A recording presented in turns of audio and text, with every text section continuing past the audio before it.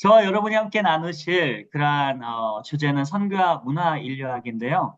특별히 이제 이 문화인류학 쪽에는 선교적 측면에서 폴 히버트 박사님이 트리티 출신이시죠. 이분과 그 다음에 찰스 크래프트가 미국에서 한 양대 산목을 이루고 있는 그러한 학자분들입니다. 그 외에도 유진 라이다, 매진 마리스 그런 많은 분들이 있지만 제가 이제 폴 히버트의 이분에 대한 고견을 제가 좀 존중하는 이유는 뭐냐면, 그래도 다른 많은 분들에 비해서 문화에 대한 이해가 상당히, 좀 기능적이지 않고, 좀 상징과 세계관 이쪽을 많이 강조하셔서, 우리가 개혁주의나 또 복음주의 관점에서 봤을 때에 큰 무리가 없는 그러한 문화인류학에 접근을 하시는 분이라서 이분의 교재를 제가 채택하게 됐습니다.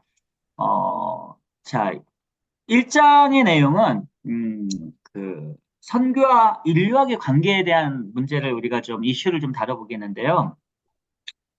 우리가 왜 이 선교와 문화인류학을 공부해야 되는가? 그 이유를 알아야 좀 우리가 재밌게 좀 공부를 할 수 있을 것 같습니다. 여론 폴 히버트가 인도에서 이제 선교사 사역을 하셨거든요. 그런데 이분이 좀 독특한 경험을 하시게 됩니다. 그게 뭐냐면 크리스마스 전 이브 전날에 교회에서 이제 예배 참석을 하게 되는데 우리가 그때 선곡도 하고 예수님 오시는 것을 준비하면서 굉장히 많은 그러한 선극 내지는 그리고 또 우리 준비를 많이 하지 않습니까? 재밌게 모여서 또 선곡을 듣는데 선곡에서 갑자기 목자들이 등장을 하는 거예요. 근데 그 목자들이 손에는 술병을 들고 있고 완전히 드렁큰 돼가지고 술 취해가지고 홍해거리면서 그러면서 이제 목자의 상을 이렇게 연극을 하는 것입니다.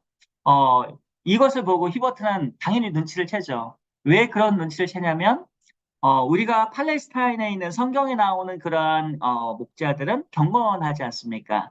그래서 그들에게 천사가 다가와서 메시지를 전하고 이런 모습인데 반면에 이 인도에 있는 그러한 목자들은 달리트족처럼 부족 천민의 그쪽에 해당하는 가장 천한 직업 중에 하나입니다.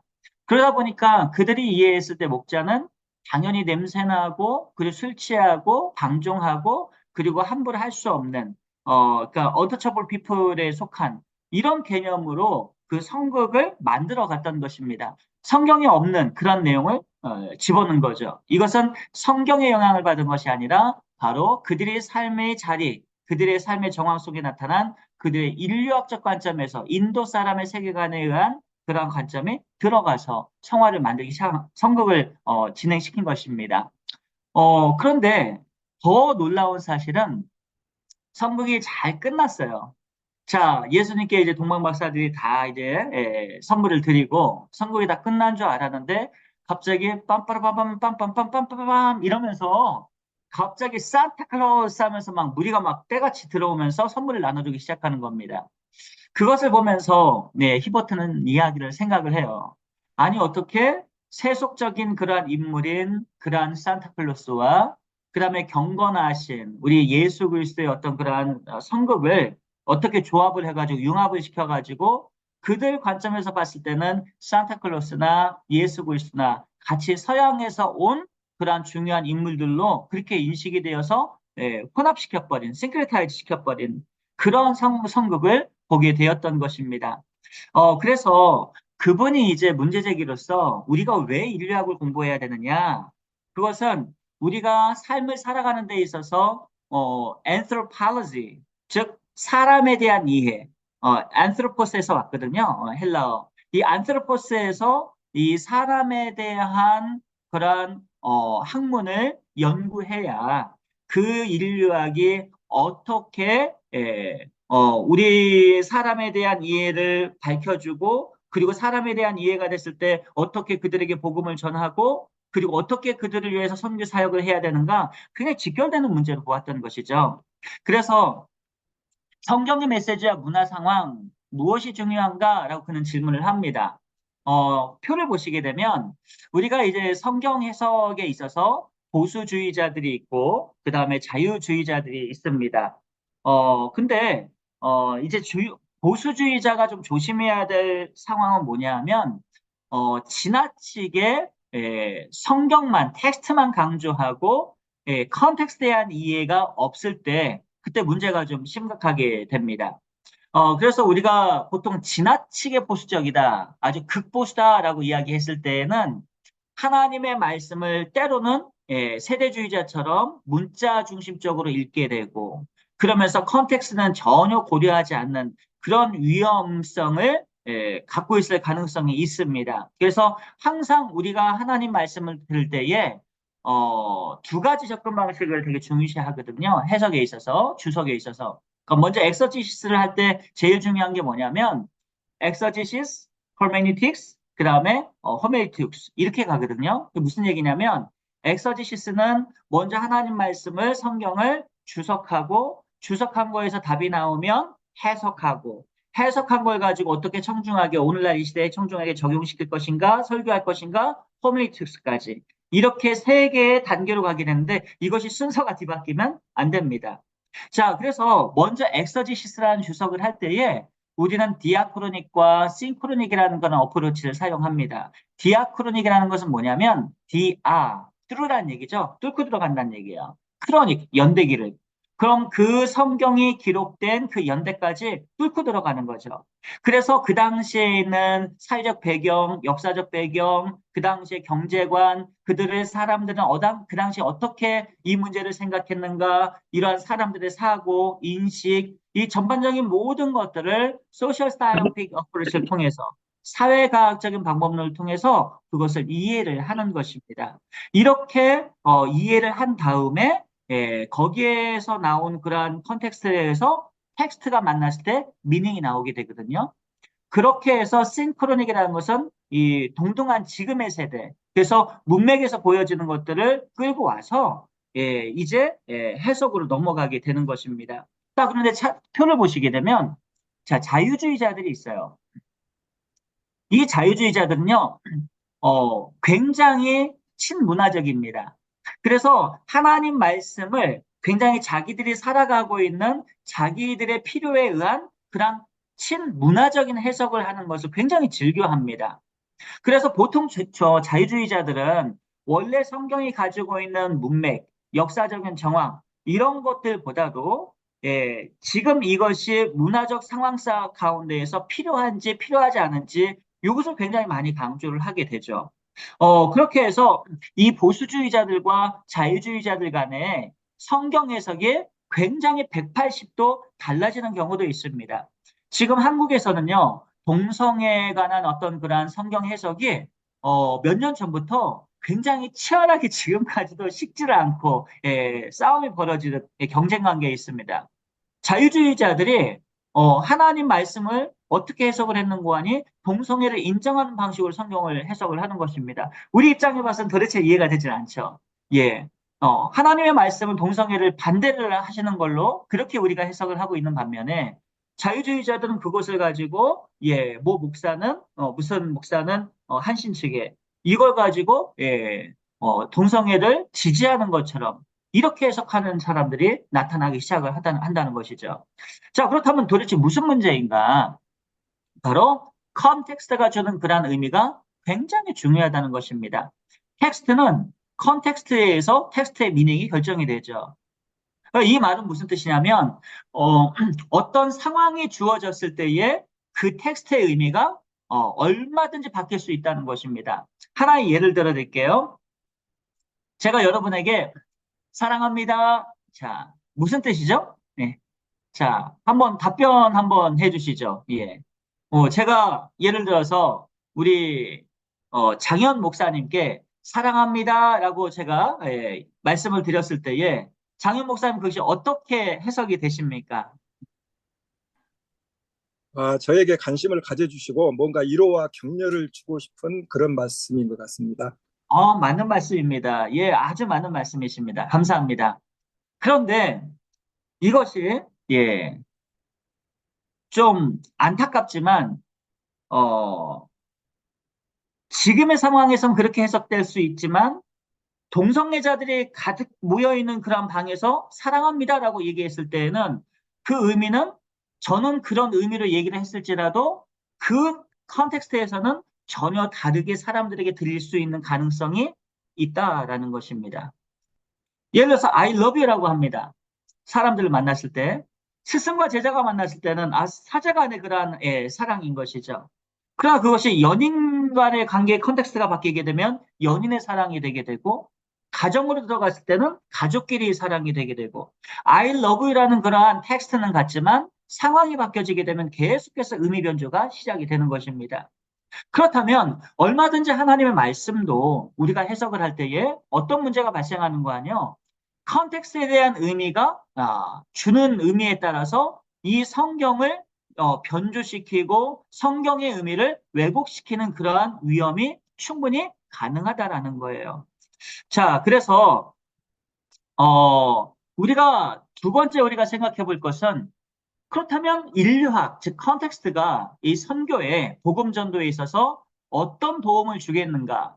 텍스트를 전하는, 즉 복음을 증거하는 현장인 선교 사역에 있어서 어떤 도움이 되겠는가? 우리가 한번 생각을 해 보아야 합니다. 자, 한 5가지 우리가 생각해 볼 수가 있겠는데요. 첫째는 인류학은 타문화의 상황을 이해할 수 있도록 돕습니다. 즉, 어, 다른 아덜컬처 같은 크로스컬처 좀 타문화의 어떤 상황을 우리가 보게 되면 타문화는 사실 우리가 어렸을 때부터 태어나고 자라고 성장한 이 문화권과 많은 것들이 다릅니다. 예를 들어서 인식하는 것도 다르고 그리고 감정도 다르고 그리고 윤리적 판단도 모두 달라지게 됩니다. 근데 인류학을 공부함으로 인하여서 다른 문화에 대한 그러한 상황을 얼마든지 깊이 이해할 수 있는, 물론 이제 커뮤니케이션을 통해서 그러겠죠. 문화 경험을 통해서 이렇게 이해할 수 있는 그러한 여건이 주어지게 되는 것입니다. 두 번째로 우리가 생각해 볼 것은 인류학은 성경 번역과 같은 특정 선교 사역에 필요한 통찰을 제공을 합니다. 우리가 이제 인류학을 하게 되면 언어 인류학부터 해가지고 또, 커뮤니케이션 티오리부터 이 많은 것들을 배우게 되거든요. 특별히 이제 번역이 굉장히 많이 중요한데, 예를 들어서 이런 것이죠. 아프리카에서, 이제 위클리프 선교회에서 한때 그 엘리트 선교사님, 백인 선교사님만 서구 선교사님 이렇게 2명씩 짝을 지어서 현지로 보냈습니다. 그리고 거기에서 오랜 시간 동안을 연구하고 문화 경험을 하면서 성경을 번역을 하셨던 것이죠. 그래서 그런 많은 업적을 이루셨지만, 유독 한 부족에서는, 오랜 시간이 지나도 전혀 복음화가 되지 않는 것입니다. 그래서 너무 궁금해서 물어봤죠. 아니, 왜 성경을 읽지 않습니까? 왜 교회에 나와서 하나님을 섬기지 않습니까? 넌지시 물었더니 그 부족에 있는 그러한 원주민이 뭐라고 대답이 왔는고 하니, 아니, 우리는 당신들이 성경에 기록된 하나님보다 훨씬 더 높은 그러한, 높은 최고의 신을 우리가 믿고 있는데, 우리가 왜 당신네 같은 그러한 좀 저급한 신을 믿어야 됩니까? 그렇게 얘기를 하더라는 거예요. 그러니까 이분 위클리프 선교사님들은 그렇게 엘리트였지만은 아프리카의 신들이 굉장히 많고 그 신들 가운데에서 최고의 수프라빙, 그러니까 트랜센던트 빙이라는 지고 지순의 어떤 그런 신이 있다라는 것을 눈치를 채지 못한 것이죠. 성경을 번역할 때 최고의 신의 이름으로 집어넣어서 성경을 번역했어야 됐는데 안타깝게도 좀 하위급, 저급한 신 이름으로 번역하는 바람에 복음화가 전혀 되지 않는 것입니다. 아주 미흡하게. 그래서 그 모든 성경을 다 다시 수거한 다음에 다 불태워버렸습니다. 예, 그것이 시종이 돌면 안 되기 때문에. 그리고 성경을 다시 번역을 했죠. 최고의 신의 이름을 넣어서 성경을 했더니 엄청나게 파급력 있게 복음화가 되더라는 것입니다. 인류학이라는 것은 이렇게 번역이나 그리고 의사소통을 하는 데 있어서 굉장히 중요하죠. 이것은 바로 사람에 대한 이해, 타 문화에 대한 그런 상황과 그들의 어떤 사고를 가지고 있는지 세계관의 이해를 하는데 아주 필수적이라는 것을 볼 수가 있습니다. 자, 우리가 세 번째 한번 볼까요? 인류학은 그리스도인이 되었을 때에 일어나는 사회 변화를 포함한 회신 과정을 이해할 수 있도록 선교사를 돕는다라고 그랬어요. 사실 같은 말이죠. 예, 결국 사람에 대한 이해이기 때문에 우리가 비그리스도인에서 그리스도인이 되었을 때에 발생할 수 있는 어떤 그러한 회심 과정을 우리가 그 문화권마다 이해를 할 수가 있게 되는데 그러한 이해를 할 수 있는 것을 저희 선교사들이 사실은 가장 중요한 몫을 차지합니다. 교회를 세우는 데 있어서 제자 훈련도 마찬가지고요. 결국 이러한 제자 훈련과 교회를 세우는 데 있어서 사람들의 회심 과정을 이해한다는 것, 그것은 굉장히 중요한 부분들입니다. 한 문화권에서 죄악시되는 것이 다른 문화권에서는 죄악시되지 않는 것들이 있습니다. 굉장히 많이 좀 다르죠. 그런 부분에 있어서 이 선교 사역에 큰 도움이 된다는 것을 우리가 염두할 필요가 있고, 네 번째 보겠습니다. 인류학은 복음이 그것을 듣는 자들에게 적실하게 아주 효율적으로 전해지도록 도와준다라고 그랬습니다. 당연히 이제 번역 이론뿐만 아니라 우리가 이제 의사소통론, 커뮤니케이션 티오리에서 화자나 청자나 그 다음에 그 메시지 전달을 하는 데 있어서 노이즈 같은 것들이 있습니다. 이것은 나중에 한 학기 동안 아주 오랜 시간 동안 배울 수 있는데요.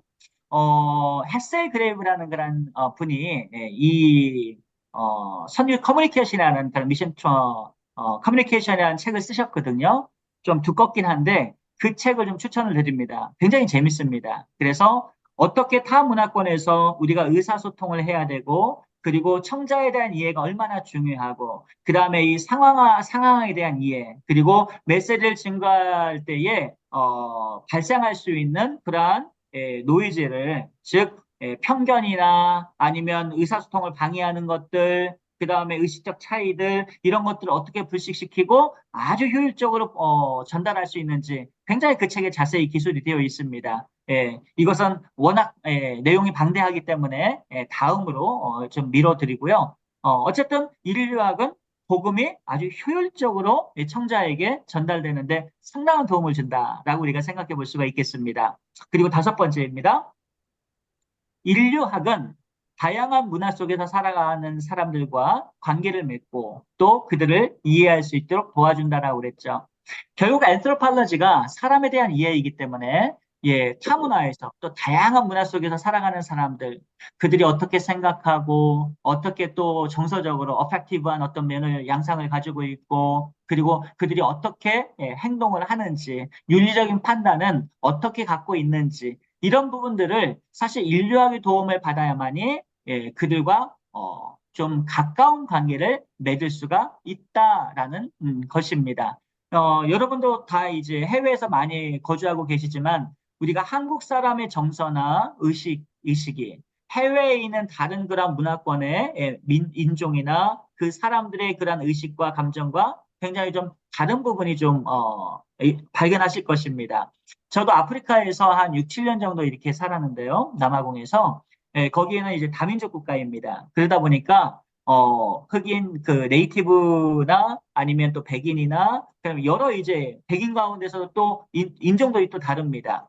근데 조금씩 좀 많이 다릅니다.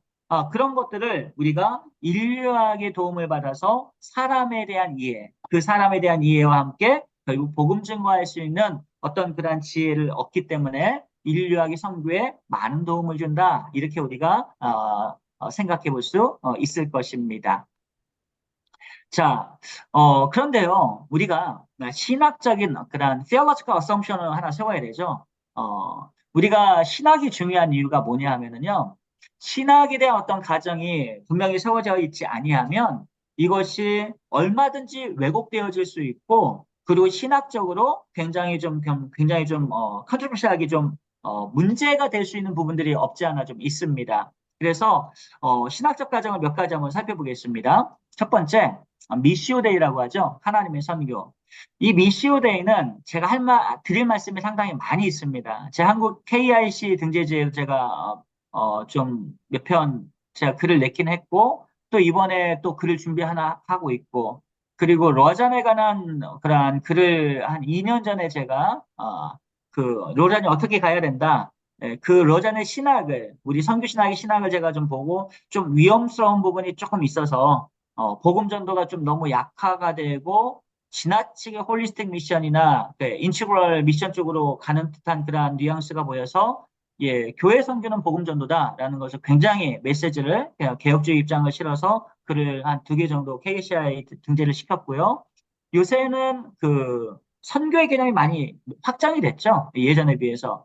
그래서 이 총체적인 선교가 갖고 있는 긍정적인 부분과 또 우리가 좀 주시해서 봐야 될, 주의할 필요가 있는 부분들을 제가 좀 제시를 했었는데, 제가 왜 그런 논문을 썼냐면 하나님의 선교가 우리가 성경신학적 관점에서 봤을 때 그야말로 미시오레이죠.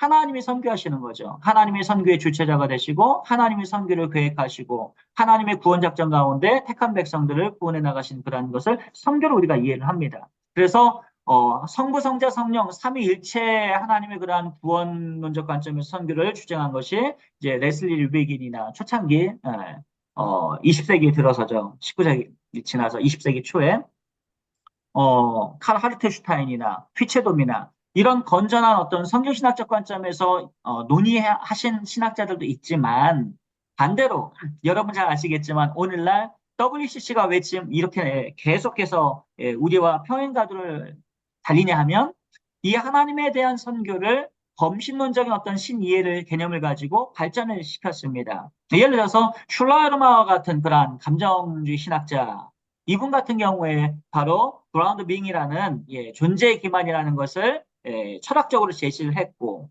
이 존재 기반이라는 것이 여기서 신이 다 나온다는 얘기죠. 여기서 존재 기반이 모든 존재 기반이기 때문에 그것이 기독교에 가면 God 하나님이 되시고 그 다음에 힌두교로 가면 브라만이 되고 그 다음에 뭐 붓다가 되고 여러 유형의 신으로 다 갈 수 있다. 뭐 이런 이야기를 하는데 이것을 누가 봤냐면은 후켄다이크가 이것을 어느 정도 영향을 받습니다. 그리고 폴 틸리가 그것을 영향을 받아가지고 결국 이 WCC라는 신학이 체계화가 되게 되는 것이죠. 그래서 결국에는 궁극적으로 우리처럼 주 예수 그리스도만이 구원이시다. 이 특별 은총만의 구원을 외치는 것이 아니라 일반 은총을 통한 구원까지 길을 확 열어버린 이것이 바로 하나님이 오늘날 현대 선교 신학에서 가장 위험스럽게 되고 WCC가 계속해서 그것을 지지하고 있는 그런 상황이 형국이 돼버리고 말았습니다. 그런 차원에서 봤을 때 우리의 신학적 가정은 뭐냐면 하나님의 선교가 무엇입니까? 라고 했을 때에 선교 신학은 인간이 아니라 하나님으로부터 시작이 되고 창조 타락 구속에 있어서 하나님의 구원이라는 우주적 역사에서 시작해야 된다. 즉 주인공은 하나님이시다라는 것을 강조하는 것입니다. 그래서 하나님이 모든 시대를 통해서 이 세상 가운데 역사하신다는 맥락 안에서 우리는 당연히 선교사적 임무를 감당해야 된다라고 우리가 생각하는 것이죠. 자, 2번째 가정이 있어요. 2번째 가정은 성경의 권위입니다. 이것은 아무리 강조해도 지나침이 없죠. 성경은 하나님의 말씀이죠. 그리고 성경은 하나님의 말씀이기 때문에 잃어버린 세상에 대한 그 메시지가 계속해서 증거가 되어야 되고요. 하나님은 특정한 역사적 문화적 상황 속에서 인간에게 계시를 하셨죠. 따라서 성경을 이해하려면 즉 텍스트인 성경을 이해하려면 하나님의 계시를 이해하려면 그 말씀이 주어진 당연히 역사적 시대와 배경을 함께 고려해야만 하는 것이죠. 이것이 바로 디아크로닉 통시적인 그러한 연구다. 우리가 이렇게 생각해 볼 수가 있겠습니다. 자, 그리고 당연히 그리스도 중심이어야 되겠죠. 성경은 기독론적 관점에서 하나님의 구속론적 관점에서 기독론을 중심으로 해서 이해가 되어야 되고 그리고 그리스도는 모든 계시의 중심에 계시죠. 그래서 선교사의 메시지 자체도 당연히 예수 그리스도의 복음을 중심으로 해서 메시지가 증거되어야만 합니다. 그리고 성령의 사역이 있습니다. 선교는 하나님 백성의 삶과 복음을 듣는 자들 가운데 성령께서 여전히 구원하시는 하나님으로서 하나님의 구속 작정을 펼쳐나가시는 그러한 성령 하나님의 구원론적 사역에 대해서 우리가 이해를 해야만 합니다. 우리가 성령론을 우리가 공부를 할 때에 자꾸 은사 쪽에만 지나치게 강조하는 그런 경향이 있는데 사실은 그 부분도 갖고 계시지만 성령 하나님께서 그러나 그 은사를 사용을 통해서 궁극적으로 가장 하나님께서 원하시는 것은 무엇이겠습니까? 택한 백성에 대한 구원일 것입니다. 그러므로 성령 하나님의 사역은 구원론적 관점에서 항상 우리가 깊이 살피고 또 배우고 우리가 받아들여야 될 것입니다. 이제 하나님의 나라에 대한 신학적 가정인데요. 그리스도가 전하신 메시지의 핵심은 바로 바실레테우, 바로 하나님의 나라죠. 하나님은 지금도 세상을 구원하시기 위해서 피주세계의 역사 속에서 일하고 계십니다. 즉 하나님의 통치죠. 자, 그리고 또 교회가 있습니다. 에클레시아. 하나님 나라 중심에는 이 땅을 살아가는 하나님 백성인 교회가 있는데, 이 하나님 백성을 통해서 하나님께서는 하나님 나라 복음을 전파하시고 또 그 나라에 들어오는 자들을 강건하게 하십니다. 자, 또 만인 제사장주의가 있습니다. 예, 교회는 여러 지체로 구성된 살아있는 몸이고, 그리고 각 지체는 자신이 받은 은사를 전체의 몸을 위해 사용합니다. 이런 점에서 봤을 때 모든 믿는 자들은 제사장으로 우리가 볼 수가 있을 것입니다. 사실 이 부분 때문에 매우 급진적이라고 생각하시는 분들이 있는데, 이 메시지를 선교 사역에 적용하는 것은 굉장히 중요한 부분입니다. 그래서 예, 모든 사람들이 성경을 해석할 수 있는 제사장주의를 루터가 강조를 했다라면, 마찬가지로 선교사적 관점에서도 모든 사람은 선교사적인 삶을 살아들이고 선교사적인 어떤 그런 의식을 갖고 있는 것이 당연합니다. 자, 만인 제사장주의는 성경과 여러 신학을 구별을 하죠. 기독교 신학은 그 한 발은 성경적 계시에 놓고 다른 한 발은 메시지를 듣는 사람들, 즉 컨텍스트에 드리고 있습니다. 그래서 선교사의 첫 번째 임무는요, 성경의 진리에 충실해야 되고, 그래서 해외에서는 우리가 선교 신학을 하려면 기본적으로 성경 신학을 어느 정도 마스터를 해야만 합니다. 제 은사님도 마찬가지시고, 제 은사님이 판더 메르베 박사님이신데, 그분 친구분이 바로 옆방에 계셨던 분이 트랜스포밍 미션을 쓰셨던, 그 변화하는 선교를 쓰셨던 데이빗 보시 박사님이십니다. 아주 저명하죠, 남아공에서는. 그리고 데이빗 보시 박사님 같은 경우에는 뭐 해외에서도 신약학으로 박사학위를 받으셨죠. 이렇게 이제 성경 신학을 어느 정도 공부를 하시고 선교 신학을 공부를 좀 하시는데, 이런 부분에 있어서 당연히 하나님 말씀을 선교지에서 복음을 전하려면 성경적 진리에 충실해야 되기 때문입니다.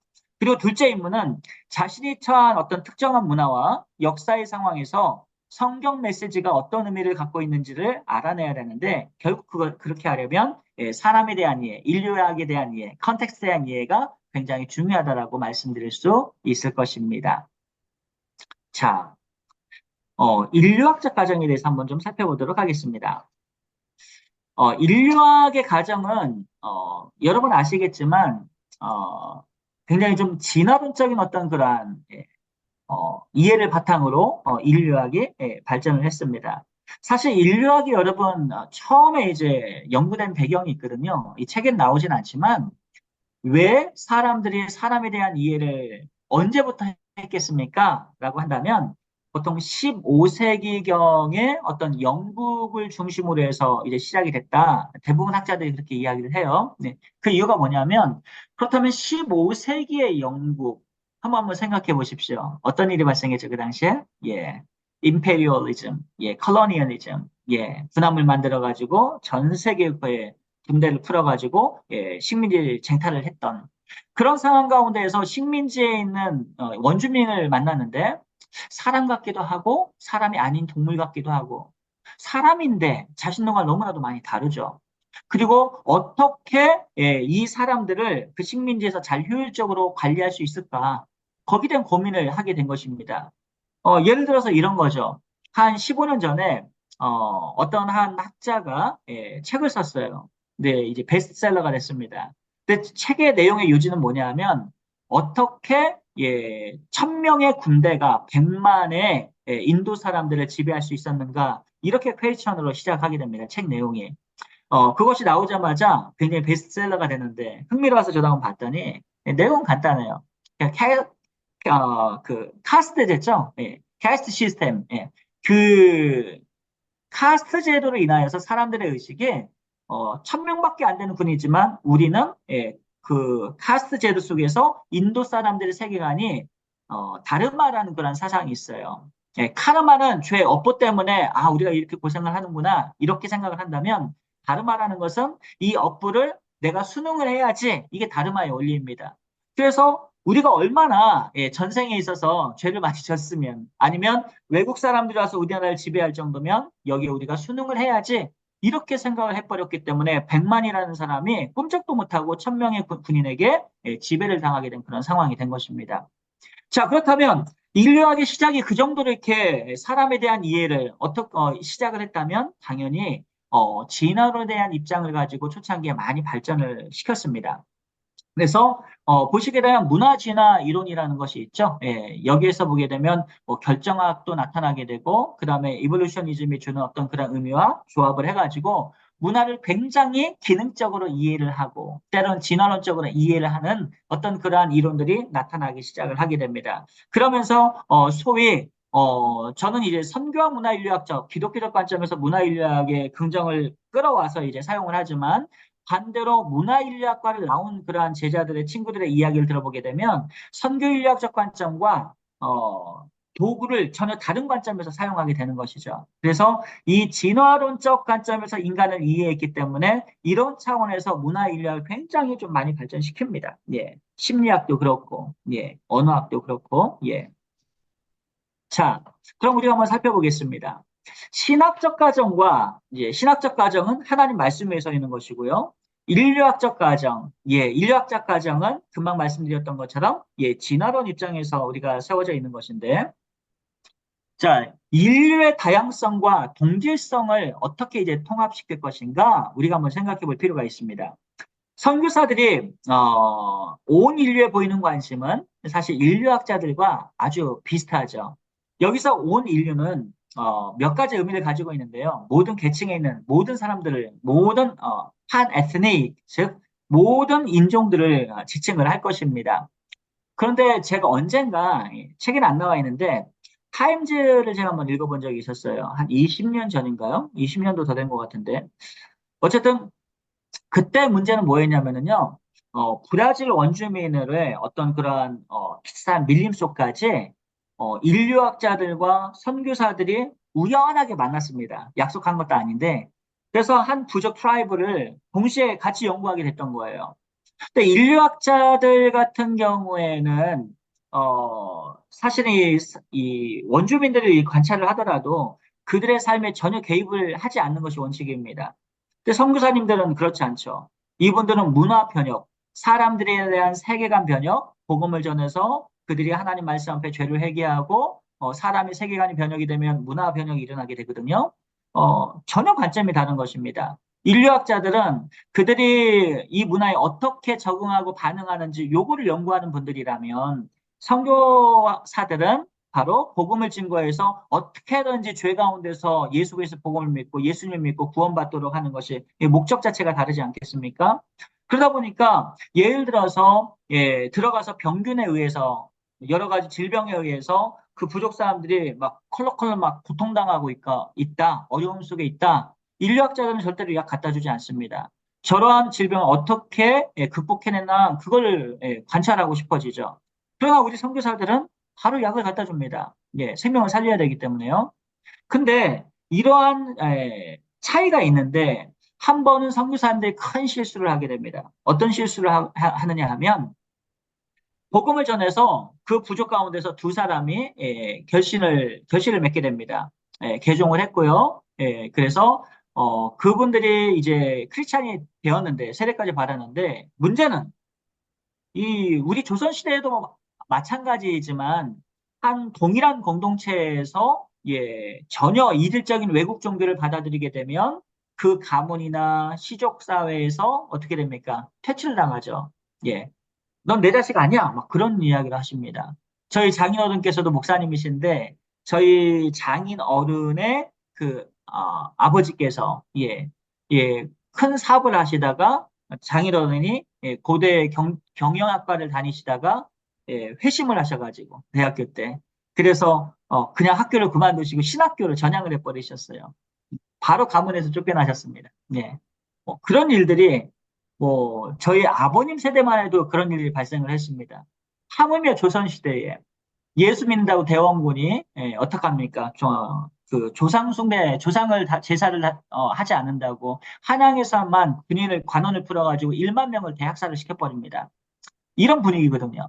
마찬가지 아니겠습니까? 원주민의 시족사회죠.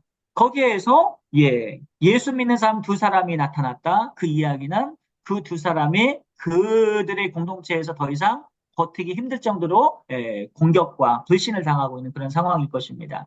그래서 자기들의 목숨이 위협을 받는다고 선교사님들한테 살려달라고 도움을 요청하게 된 것입니다. 그래서 선교사님께서 하지 마셔야 될 일을 하셨어요. 그게 뭐냐면 총을 한 자루씩 나눠준 겁니다. 그분들한테. 목숨이 위태로울 때만 사용하라. 어떻게 됐겠습니까? 인간의 죄성이 그렇지 않죠. 네. 그 둘은 자신의 목숨이 위태로울 때만 권총을 사용한 것이 아니라 그 권총을 가지고 모든 부족을 통합시켜 버립니다. 예. 전쟁이 일어난 거죠. 한마디로 소위. 이거를 보고 인류학자들이 아예 그냥 그 타임즈 신문에 기고를 해버렸습니다. 이거 보십시오. 당신들 잘못하고 있는 것입니다. 왜 저 사람들의 그러한 삶 속에 관여를 했습니까? 저들이 어떻게 살아가는지 우리처럼 반응을 보고 저들이 어떻게 이 문화에 대해서 대처하는지 우리하고 당신들의 입장은 너무나도 다릅니다. 당신들은 정말 해서는 안 될 짓을 했습니다. 굉장히 크리티사이즈 했습니다. 여기에 대해서 선교사님들이 사과를 했죠. 잘못한 것을 인정을 했습니다. 그러나 역사적으로 우리가 보게 되면 2000년 역사 동안에 선교사님들이 하신 일들은 엄청난 업적들입니다. 카이스트 누가 깼습니까? 선교사님들이 거기에 대해서 반대하다가 순교하신 분들이 많이 있습니다. 중국에서도 마찬가지입니다. 의화사단 사건 마찬가지입니다. 조상제사 하지 말라고 그리고 여러 가지 악법과 사회 부정의를 위해서 복음을 전하면서 사람들의 세계관이 바뀌게 되면서 아예 이 엄청난 어떤 그런 민족적인 어떤 의식 변환에 있어서도 굉장한 그런 업적을 이루신 분들이 선교사님들의 업적입니다. 자, 다시 본론으로 들어와서 서로 다른 환경에서 사는 사람들을 연구하면서 선교사와 인류학자는 그 사람들 사이에 존재하는 많은 차이를 어떤 인식적 차이를 발견할 수 있게 되는데요. 하지만 인류학자처럼 선교사도 모든 인류가 공통으로 지니고 있는 보편성에 관심을 좀 가지고 있습니다. 우리와 다른 사람들이 공통으로 지닌 어떤 그러한 것을 인식하는 것은요. 신뢰와 사랑의 관계를 세우는 첫 번째 단계라고 볼 수가 있는데 무슨 얘기냐면 저 사람은 이 사안에 대해서 어떻게 생각을 할까? 그리고 분명히 보편성이 있거든요. 좋으면 웃고 슬프면 우는 것이 우리 인생 아니겠습니까? 인간으로서 성정이 같다. 이 성경에서도 그런 표현이 자주 나오게 됩니다. 이 사람에 대한 이해를 하는 것, 이것이 바로 동질성적인 측면입니다. 물론 인류는 다양하지만 다양성 속에서도 동질성을 동시에 지니고 있습니다. 그리스도인에게는 이것 말고도 또 다른 보편성이 추가가 되는데 그것은 아주 누구도 피해갈 수 없는 그 보편성. 그건 누구든지 죄인이라는 사실이죠. 그리고 누구에게나 하나님의 은혜가, 구원 은혜가 필요하다라는 것입니다. 그래서 이런 차원에서 사람들의 다양성을 인정하고 동질성에 대한 누구나 죄인이고 하나님 은혜가 필요하다라는 것. 그리고 그런 부분에 대한 이해를 가지고 신학과 인류학의 가정의 통합이 필요하다라고 볼 수가 있겠습니다. 자, 그렇다면 인간의 어떤 총체적 홀리스틱한 모델에 대해서 우리가 좀 살펴볼 필요가 있는데요. 탄원주의라는 게 있어요. 리덕셔니즘이라고 하거든요. 그러니까 reduce 하게 되면 줄어들다, 축소시키다 이런 뜻 아니겠습니까? 그러니까 환원주의라는 것은 리덕션이라는 것은 축소되는 거예요. 줄어드는 겁니다. 어떻게 줄어들어요? 다시 뒤로 돌려버리는 거죠. 자, 쉽게 말하면 삶의 다양한 차원을 인식하고는 있습니다. 하지만 그 모든 것을 단 한 가지의 설명 유형으로 축소시켜 버리는 거예요. 딱 줄어들게 만드는 거죠. 자, 이 상황을 어떤 사안에 대해서 설명할 수 있는 유형이 굉장히 많아요. 사람에 대한 이해도 마찬가지예요. 어떤 물건을 평가할 때도 마찬가지예요. 여러 면에서 우리가 파악을 할 수가 있습니다. 근데 그것은 한 가지로 딱 축소시켜 버리는 거죠. 굉장히 위험한 어떤 그러한 논리입니다. 성교와 관련해서 이 리덕셔니즘은요, 인간의 필요에 지나치게 단순하게 접근한다는 것입니다. 굉장히 위험한 부분이죠. 저 사람 원래 그래. 정말 비논리적입니다. 어떤 한 사람이 행동하는 것에서 저 사람은 이러니까 저렇게 행동해. 괜히 비논리적인 것이죠. 예. 특별히 문명 사회에서 살고 있는 이 메카니스틱 리덕셔니즘, 굉장히 기계론적인 환원주의, 조심해야만 합니다. 자, 다시 인간의 총체적 모델에 대해서 우리 한번 좀 살펴보도록 하겠습니다. 옆에 있는 분이 누구냐면요. 문화인류학자인 클리퍼드 기어츠라는 그런 학자입니다. 이 기어츠가 이 충의적 접근이라는 그러한 이론을 좀 내놓으셨거든요. 스트라티그래픽 어프로치라고 하는 건데요. 인간이 환원주의처럼 단 한 가지로 설명되는 그런 존재가 아닙니다. 인간이란 존재는 여러 측면에서 연구가 되어야 됩니다. 총체적 모델입니다. 결국 그 얘기예요. 그래서 인간은 육체에 대한 피지컬에 대한 것도 이해해야 되고 바이올로지컬한 것도 이해해야 되고 사이콜로지컬한 것도 이해해야 되고 소셜 어떤 사회학적인 어떤 그러한 것도 이해해야 되고 안스로폴로지컬한 것도 이해해야 되고 시올로지컬 접근도 해야 되고 여러 가지 다방면에서 접근을 해야 됩니다. 맞는 말씀이죠. 근데요, 여러분 표를 보시게 되면 표가 좀 이상하지 않습니까? 표가 무슨 피라미드처럼 연결돼 있지 않습니까? 층위적으로 벽돌 쌓듯이 연결돼 있죠. 무슨 얘기죠? 육체적 모델하고 신학적 모델하고는 거리감이 어때요? 굉장히 멀죠. 네. 그래서 학자들의 그래, 당신 하신 말씀 맞습니다. 인간은 총체적 모델로서 여러 다방면에서 연구가 돼야 되는 거, 접근해야 되는 건 맞는데, 그러나 이 표는 좀 고쳐야 되지 않겠습니까? 이런 지적을 당하십니다. 무슨 얘기냐면, 이렇게 원이 있고, 이렇게 둥글게 해서 이렇게 모든 면에서 서로 상호 교환성이 있어야 되는데, 이 벽돌 모양을 쌓는 이 층위는 상호 교환이 불가한 거죠. 이 그림 자체로 보게 되면. 그래서 오늘날은 찰스 크래프트도 그렇고 폴 히버트도 그렇고 여러 학자들이요. 이렇게 원형 핵심을 코어를 있고 코어를 중심으로 해서 모든 것을 서로 상호 관계된다는 것을 원으로 설명하는 그러한 모형을 보여주게 됩니다. 그럼에도 불구하고 저는요. 이 클리퍼드 기어츠가 한 공헌이 좀 중요하다고 생각을 해요. 인간이란 존재는 절대로 이 단편적으로 이렇게 정의될 수 없다. 그러한 부분들인 것이죠. 자, 그래서 총체적 모델을 어떻게 설명하면 좋겠느냐라고 했을 때 중간에 인간이 있고요. 인간이라는 존재는 가장 먼저 본질적으로 영적인 존재로서 육체적 존재로서 인간입니다. 예. 그래서 이런 영과 육을 갖고 있는 그런 인간이 사회적인 그런 접근과 심리적 접근, 문화적, 생물학적, 그 외에도 교육적 접근, 뭐 감정적 접근, 지성적 접근, 뭐 많은 접근이 있을 것입니다. 예, 그 서브컬처 더 많이 만들어 나갈 수 있겠죠. 이렇게 통합적 존재로서 인간에 놓고 이렇게 쫙 거미줄처럼 서로 상호 연결된다라는 것을 강조하고 싶은. 그래서 총체주의를 향하여라고 이렇게 소주제를 달아놨겠죠. 자, 그래서 여러분 같이 한번 읽겠습니다. 예. 저를 따라서 같이 선교사의 임무 이걸 하고 일과는 마치도록 할게요. 자, 함께 읽겠습니다. 시작. 예수께서 예수께서 나와 나와 말씀하여 말씀하여 이르시되 이르시되 하늘과 하늘과 땅의 땅의 모든 모든 권세를 권세를 내게 내게 주셨으니 주셨으니 그러므로 그러므로 너희는 너희는 가서 가서 모든 모든 족속을 민족을 제자로 삼아 하나 아버지와 아버지와 아들과 아들과 성령의 이름으로 성령의 세례를 이름으로 받고 죄를 베풀고 내가 내가 너희에게 너희에게 공부한 한번 모든 모든 것들을 것을 것을 가르쳐 가르쳐 지키게 지키게 가르쳐 하라. 하라. 지키게 하라. 볼지어다 볼지어다 내가 내가 세상 세상 세상 끝날까지 끝날까지 끝날까지 너희와 너희와 너희와 항상 항상 항상 함께 함께 있으리라 있으리라 하시니라. 하시니라. 있으리라 하시니라. 아버지께서 나를 나를 보내신 것 같이 보내신 내신 것 것 같이 같이 나도 나도 너희를 나도 너희를 너희를 보내노라. 보내노라. 보내노라. 아멘. 자, 이 말씀처럼 우리 예수님께서 우리를 파송하셨고 우리를 세상으로 보내셨습니다. 그래서 우리가 늘 선교사의 그러한 사명을 가지고 사역을 감당해야 할 당연한 이유가 여기에 있을 것입니다. 여기까지 1강을 마치도록 하겠습니다. 이게 계속해서 했어야 돼. 백분강입니다.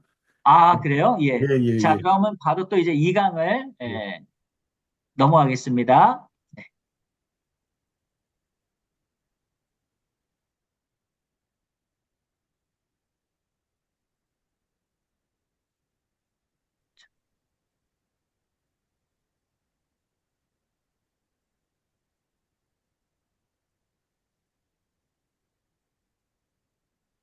자, 2강은요, 복음과 문화에 관한 그러한 강의입니다.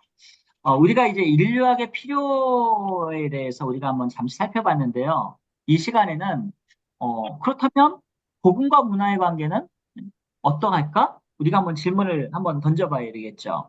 우리가 복음을 증거하는 데 있어서 문화 이해가 왜 필요할까? 이러한 궁극적인 질문입니다. 근데 한번 생각해 보십시오. 우리가 이제 여행을 다니다 보게 되면 각 문화권마다 되는 게 있고 안 되는 게 있어요. 금지된 것들이 있고 또 허용되는 것들이 있고.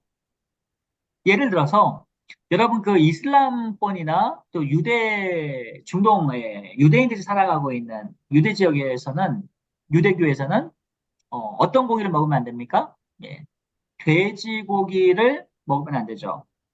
반면에 여러분 그 인도에 가면 어떤 고기를 먹으면 안 되죠? 예, 소고기가 금지되어 있습니다. 1996년에요. 이 맥도날드 햄버거가 인도에 들어가게 되거든요. 근데 인도에 들어가는데 사실은 햄버거는 대부분의 햄버거는 사실 소고기 패티가 들어가지 않습니까?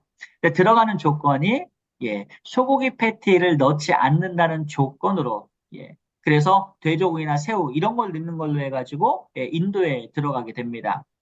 이 정도로 우리는 각 문화권들을 우리가 살펴보게 되면 각 문화권에서 보여주는 어떤 허용되는 것과 허용되지 않는 것들이 있는데 그 이유는 그 사람들의 문화권에 공유되고 있는 그러한 세계관 때문이다. 이렇게 우리가 생각해 볼 수가 있을 것입니다. 결국 what is culture라고 했을 때에는 a core of culture, 문화의 핵심은 is 월드뷰거든요. 월드뷰. 그래서 월드뷰인데 이 월드뷰를 가지고 있는 사람들이 문화를 만들어냅니다. 그래서 반대로 또 역으로 말한다면 What is culture? Culture is produced by the ethnic people all over the world. 전 세계에 있는 각 민족에 의해서, 각 민족성에 있는 그런 사람들에 의해서 참고로 여러분 23년 12월 사람들에 의하여서 생산된 것이 문화다. 이렇게 우리가 생각해 볼 수가 있을 것입니다. 자, 그래서 예를 들어서 첫 교회 공의회에 사도행전 15장에서 있었던 예루살렘 회의를 여러분 한번 생각해 보실 수 있을 것입니다. 이 15장, 사도행전 15장은요, 굉장히 중요한 그런 회의였죠. 왜냐하면 그 전까지는 되게 유대인 중심으로 하나님 말씀을 해석해 왔기 때문에 그렇게 큰 이견 같은 게 별로 없었습니다.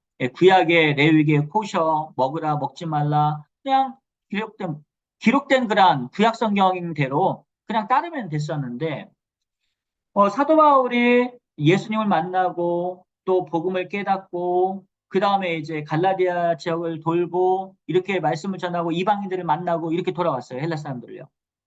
만나고 돌아와 보니까 복음이 그들에게 적용되는 데 있어서 복음의 진수, 디아포라에 대한 부분들이 있고 그 다음에 문화적인 부분이 있더라 이것입니다. 아디아포라 부분들이죠. 그러니까 이런 부분들에 대해서 우리가 어떻게 해야 될 것이냐. 뭐 대표적으로 할례 문제 아니겠습니까? 그러면 이방인들도 할례를 꼭 받아야만 됩니까? 이런 부분도 있고. 그러나 본질적으로 지켜야 될 부분들이 있습니다. 뭐 예를 피를 마시고 동물의 피를 뭐 이런 것들에 대해서는 이방 종교의 신을 섬기는 어떤 그런 부분들에 있어서 자칫하면 이 기독교가 혼합 종교가 돼버릴 수 있는 위험성이 있는 부분들이 있다는 이런 부분들은 굉장히 지켜져야 되는 부분들이죠. 이런 것들이 굉장히 민감하게 논의되어지게 되고 또 회의가 되어져서 결정되는 부분들이 바로 사도행전 15장에 나타난 예루살렘 공의회의입니다.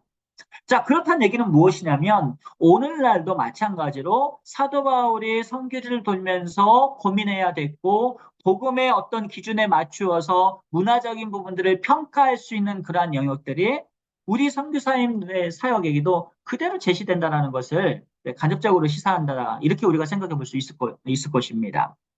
자, 그래서 우리가 문화의 개념이 뭐냐라고 했을 때는요, 주로 이제 세 가지 차원에서 우리가 문화에 대해서 이해를 하게 되는데요. 첫 번째는 인지적 차원이라는 게 있습니다.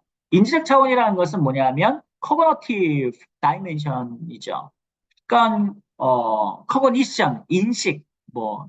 근데 지식이긴 지식인데 인식적 측면에서 이제 cognitive거든요.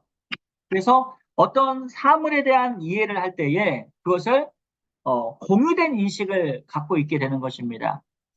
우리가 한국에서 어떤 사안을 봤을 때 갖고 있는 그런 인식과 그리고 똑같은 사안인데 예, 다른 민족에서 볼 수 있는 그런 인식은 굉장히 좀 달라질 수가 있습니다. 음.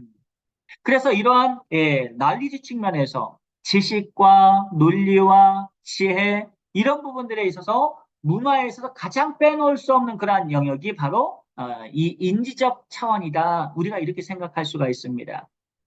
그리고 인지적 차원과 함께 가는 것들이 있습니다. 지성이 있으면 감성이 있어야 되는 것처럼 affective한 그러한 예, 다이멘션인데 한마디로 이모셔널한 그런 측면이죠. 사람마다 어떤 사물을 보더라도 해석하는 감정과 그리고 어떤 감정의 차이가 좀 있습니다. 민족마다 갖고 있는 감정도 좀 선도 다릅니다. 예를 들어서 여러분 그 인도 같은 데 한번 보시게 되면 영화 한번 보셨을 거예요. 떼창 많이 나오지 않습니까? 수십 명, 수백 명이 나와가지고 막 즐기면서 막 이렇게 춤을 추고 예, 그런 분위기입니다. 또 어떤 민족은 이상하게 좀 서글픈 그런 민족성이 있습니다. 예, 한이 드러나게 되고, 예, 판소리 같은 경우에는 우리 민족의 그 한이 막 서려져 있지 않습니까? 애절함 같은 것들이. 듣다 보면 너무 간절해지고, 이런 어떤 감정이 예, 실려져 있는 것이죠. 굉장히 심리적이라고 할 수가 있겠습니다.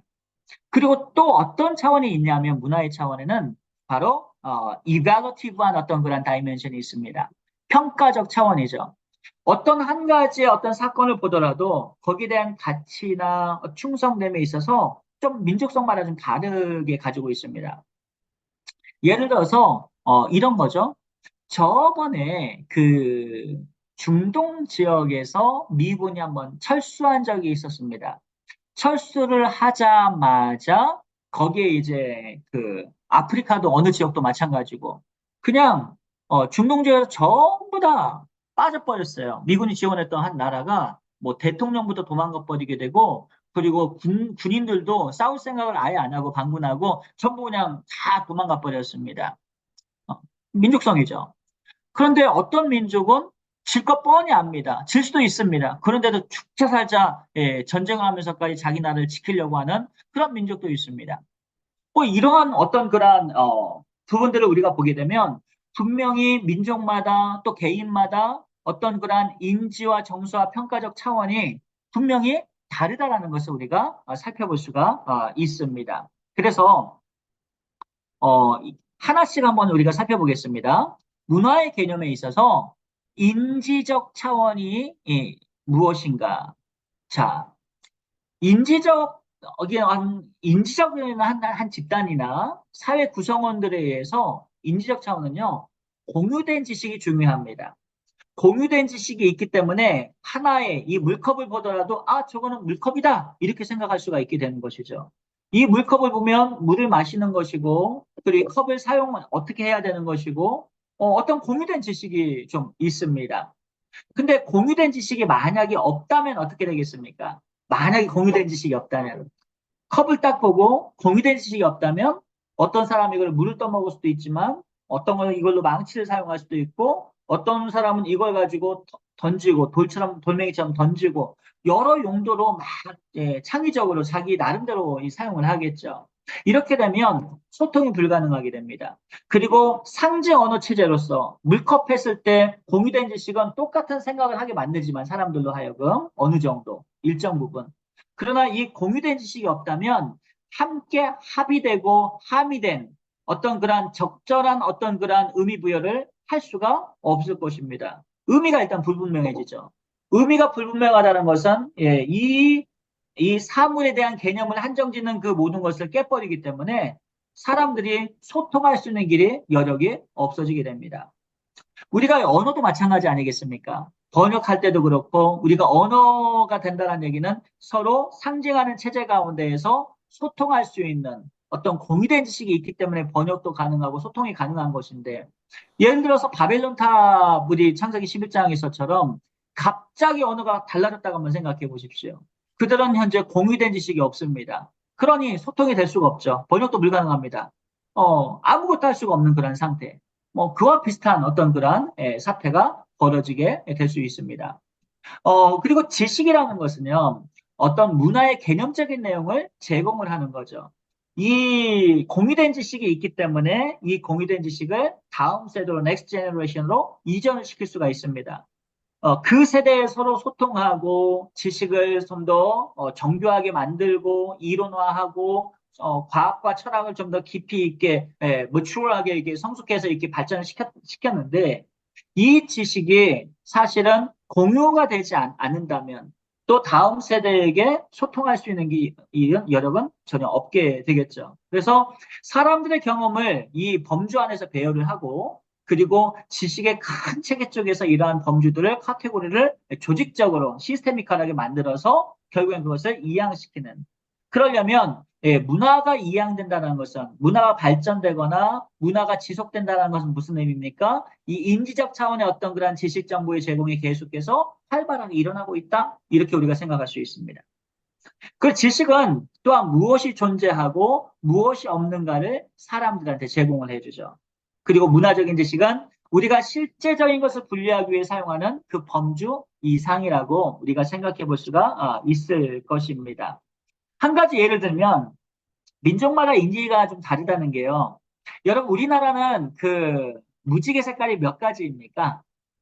빨주노초, 파남보 7가지죠? 예, 7가지입니다. 그런데 이 미국에서는요, 무지개 색깔이 6가지입니다. 미국에 사시는 분 한번 답변해 주세요. 네, 미국에 사시는 분. 무지개 색깔이 6가지인데, 어떻게 됩니까? 빨주노초, 파, 보라서 얘기합니다. 남색이 없어요. 예, 남색을 넣지 않습니다, 미국에서. 그렇죠? 근데 인도에서 남부의 탈레브 지역에서는요, 예, 이 무지개색을 2가지로만 봅니다. 어떻게 보냐? 따뜻한 색, 그 다음에 차가운 색. 이렇게만 인식을 해요. 그래서, 따뜻한 색은 에라스 이렇게 이야기하고요. 그 다음에 차가운 색은 파트사스. 이렇게 구분을 짓게 되는 겁니다.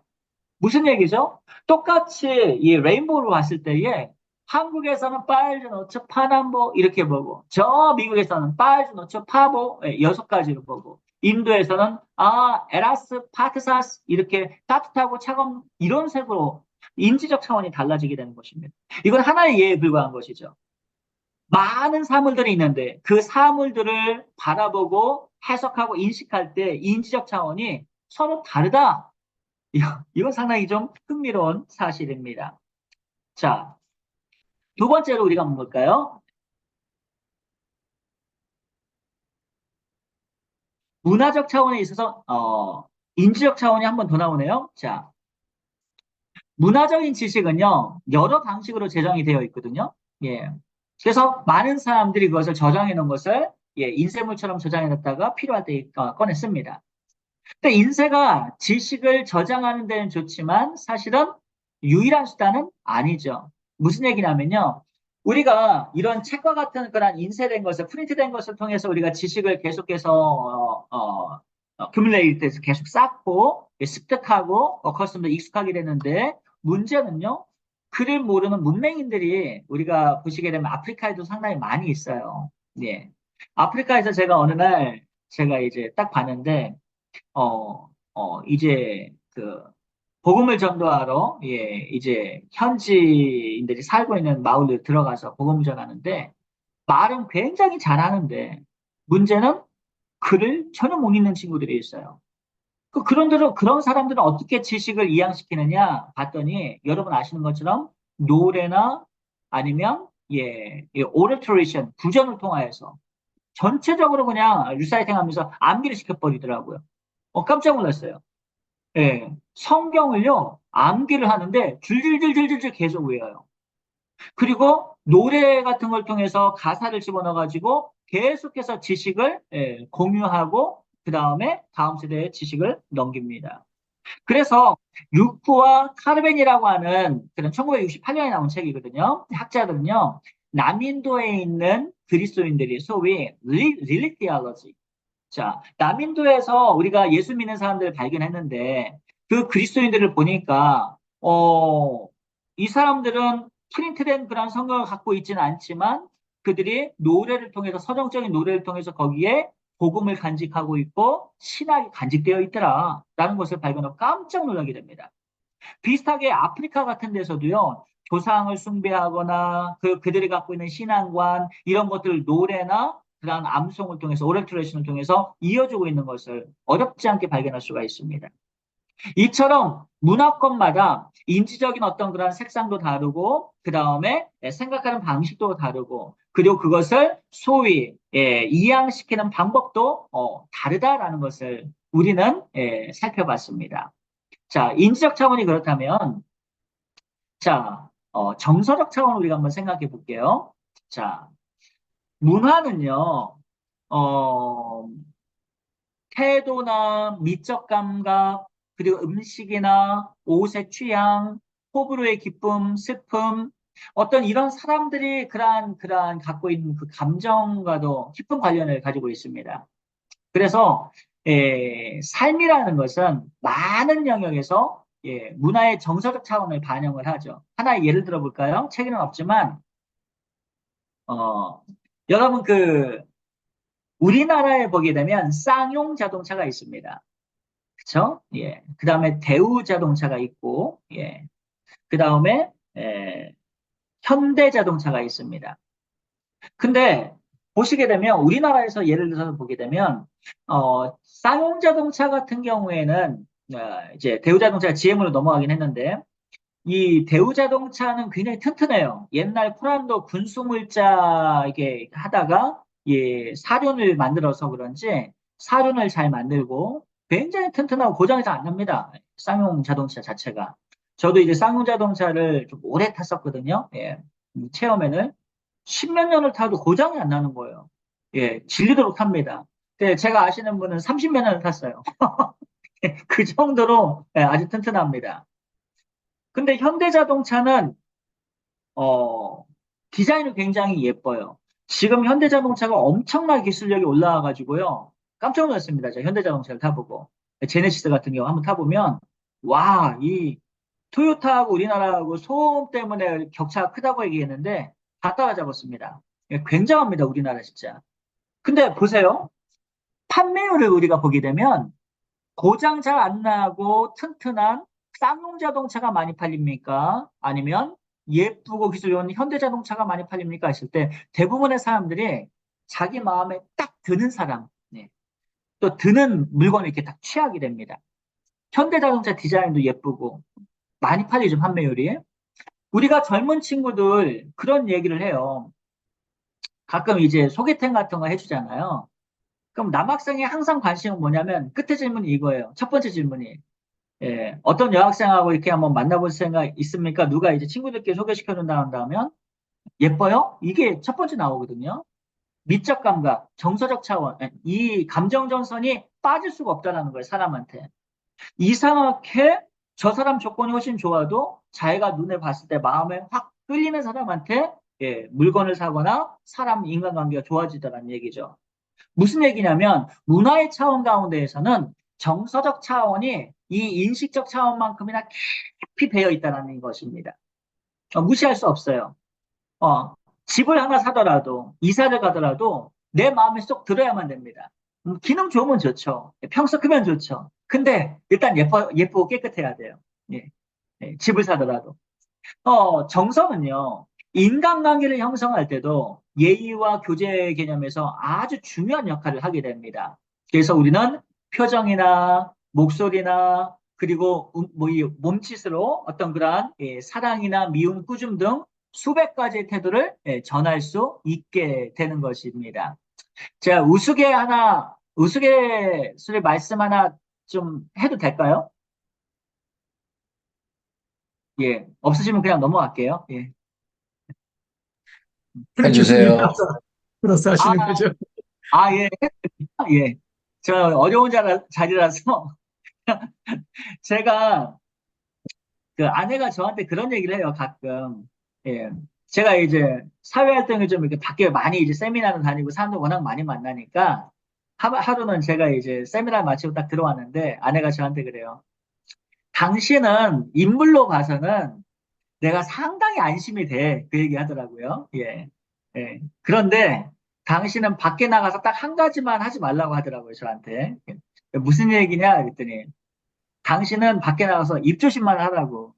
예, 당신 얘기를 듣고 있다 보면 사람이 쏙 빠져드니까 절대로 모르는 여자하고는 대화도 하지 말고 그냥 아무튼 당신 인물은 안심이 된다. 뭐 이런 얘기를 하긴 합니다.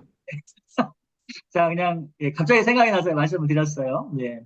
무슨 얘기죠? 사람이 말과 말을 의사소통을 할 때요, 감정선이 움직입니다. 예. 많이 웃고, 그리고 사람들의 어떤 정이 들고 그러면 깊어지죠, 마음들이. 예. 문화에 있어서 사람을 이해할 때에 인식만 가지고 움직여지는 것이 아니라, 예, 소위 MBTI로 말하면 T죠. 그러니까 감정, F선이 있습니다. T와 F는 정말 절반절반 될 정도로 굉장히 중요한 부분들입니다. TF를 합치게 되면 거의 다죠. 근데 이러한 TF와 합쳐서 나중에 문화의 개념에 있어서 평가적 차원을 우리가 한번 좀 살펴보지 않을 수가 없습니다. 자, 평가적 차원 한번 볼게요. 각 문화는 또 인간관계에 대해서 도덕적이냐 비도덕적이냐를 판단하기 때문에 예, 가치성을 갖게 되거든요. 그래서 가치 판단을 우리가 할 때 주로 이제 세 가지 형태로 나눠서 할 수가 있어요. 그게 뭐냐면 각 문화에서 어떤 인식적인 어떤 그러한 믿음이 예, true or not, 사실인지 거짓인가를 평가할 수 있다는 얘기죠. 예. 그리고 두 번째는 각 문화의 체계가 인간의 정서적 표현들을 판단하기도 해요. 그러니까 굉장히 중요한 부분들이죠. 예. 우리가 갖고 있는 감정도 사실 평가를 받고 우리의 인식, 코그니티브 영역도 평가를 받아요. 셋째는 각 문화는 가치를 판단하고 옳고 그름을 결정하게 된다라고 그랬어요. 결국 문화마다 나름대로 뭐가 있다는 얘기죠? 도덕률이 있다는 얘기예요. 그리고 문화적으로 규정하는 죄라는 것이 있어요.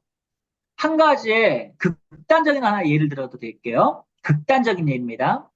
여러분 만약에 우리 여기에서 계신 분이 여성분이 보시니까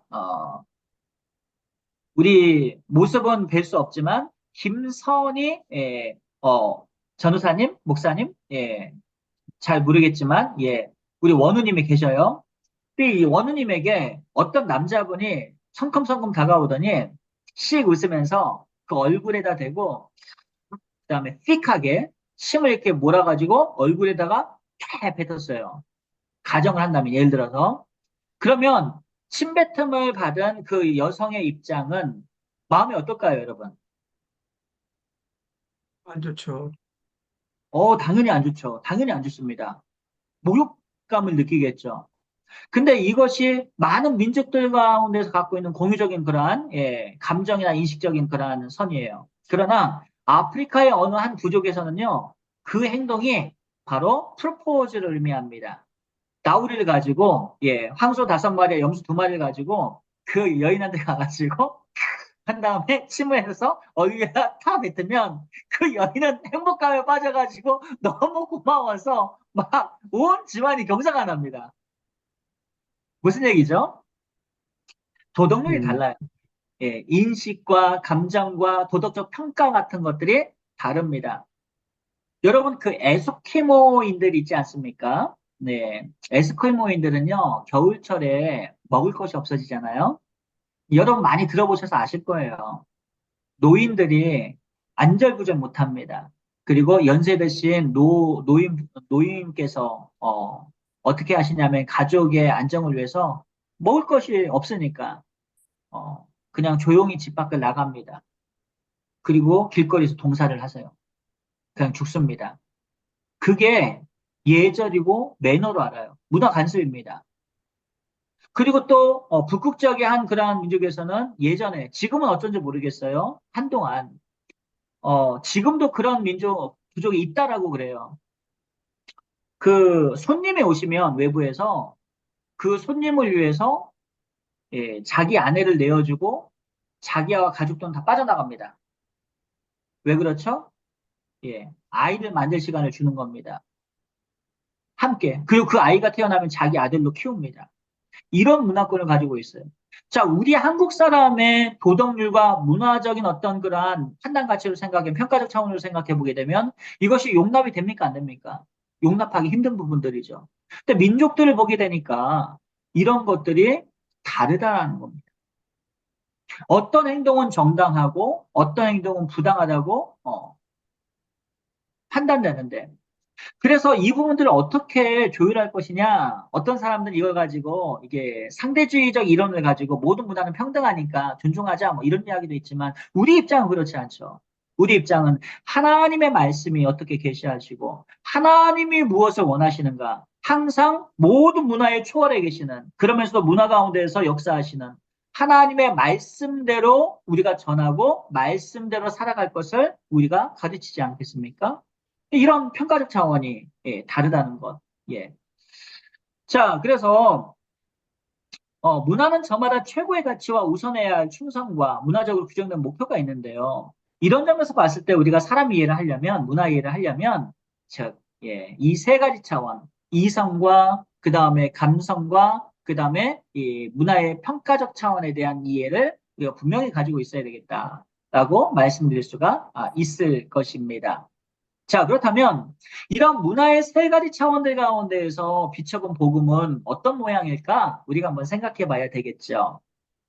자, 먼저 복음은 이 세 가지 차원의 이 다이멘션과 cognitive, affective, 그 다음에 evaluative, 이 세 가지 차원과 관련이 되어 있습니다. 그래서 선교사들은 사역하는 가운데서 이 세 가지 차원을 염두에 두어야만 하죠.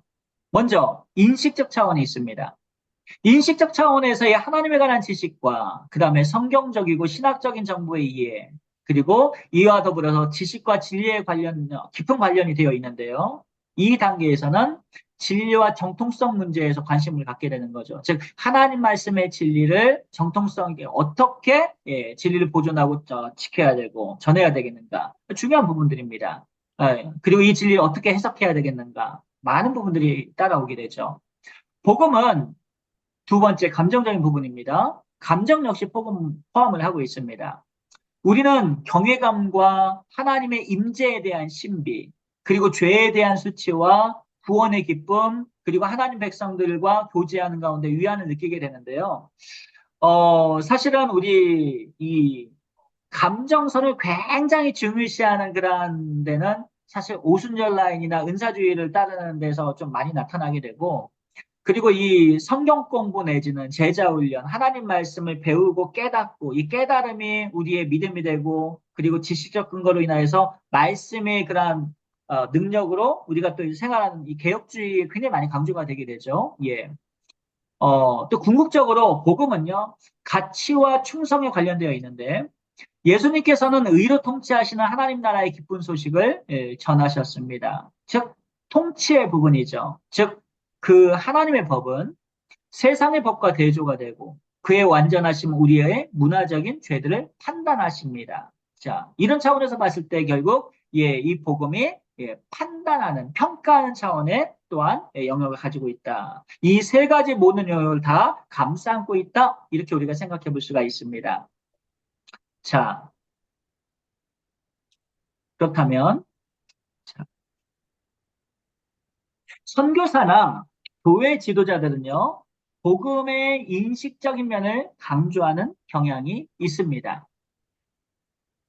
당연히 그렇겠죠. 우리가 복음을 전하고 성경 공부를 해야 하니까요. 예. 하지만 우리는 자주 감정의 중요성과 대부분 사람들의 일상 속에서 드러내는 태도를 이해하는데 실패하고 있다. 이랬습니다.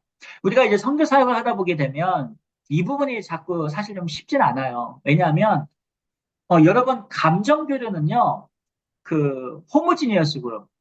한마디로 말해서 동질 그룹 안에서 더 활발하게 일어나겠습니까? 아니면 동질 그룹이 아닌 이질적인 집단과 더 많이 활발하게 일어나겠습니까?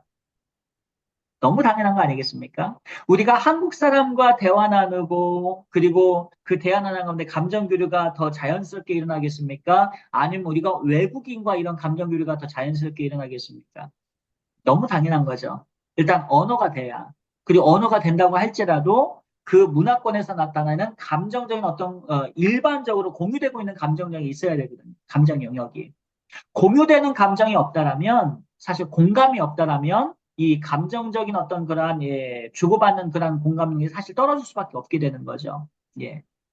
자, 당연히 이러한 것들은 일상 생활의 평가적 차원과 더불어서 삶의 실천적인 영역과 연결이 될 수밖에 없습니다.